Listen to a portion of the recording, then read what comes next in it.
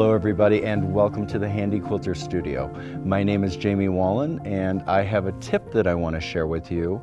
Very often when we get client quilts, or even sometimes on our own quilts if we're a new piecer, or we have a certain fabric that we didn't realize was a specific way and it had a little pull to it.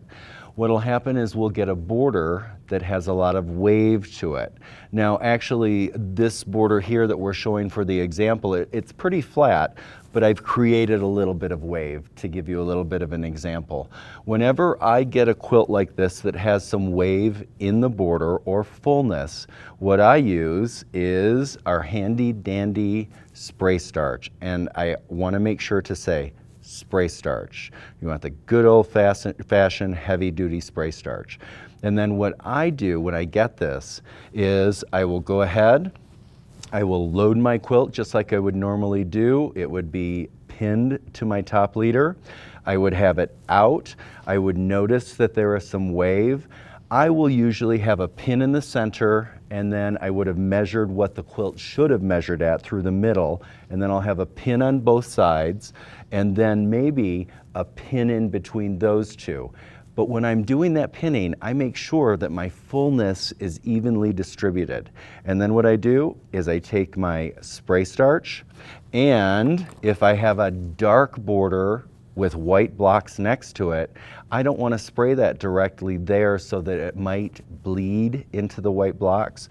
So I'll use cardstock or a little bit of copy paper from your printer, and I'll just overlap about 1/8 or 1/4 of an inch, and I'll use my spray starch, and I'm going to spray all the way down. And when I say spray, I mean you want that nice and damp. Because what's going to happen once I spray that, in about 15 to 20 minutes, that border is going to be perfectly flat. There is not going to be any wave in it at all. It's been at least 12 or 13 years since I've had to take a tuck into any quilts.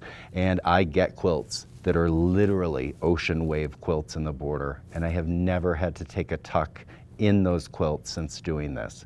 Now, also what can happen sometimes is you'll get a quilt where it might be an on-season piecer, and they might be doing a quilt such as a one-block wonder or a quilt that has a lot of points coming together, and then you get the tent blocks. Well, it's the same sort of process. What I'll do is when I have that loaded on the machine, I will go ahead, I'll use my spray starch, and I will spray that section, and I want to make it nice and damp. And what I'll do, and this is very important, is about once every 5 minutes, I'll walk up to it, and I don't mess a lot with it. You want to just go and just do 1, 2, 3. And what's happening is you're giving that fabric a chance to sink down and flatten out, so that way you're not going to have heavy bunching when you go to do that quilt design in that block. And it's not going to stick up, of course, like a tent. So hopefully you will love that tip as much as those of us who have figured it out is, and you will not be taking any more tucks in quilts. Have a wonderful day, and as always, take care of each other.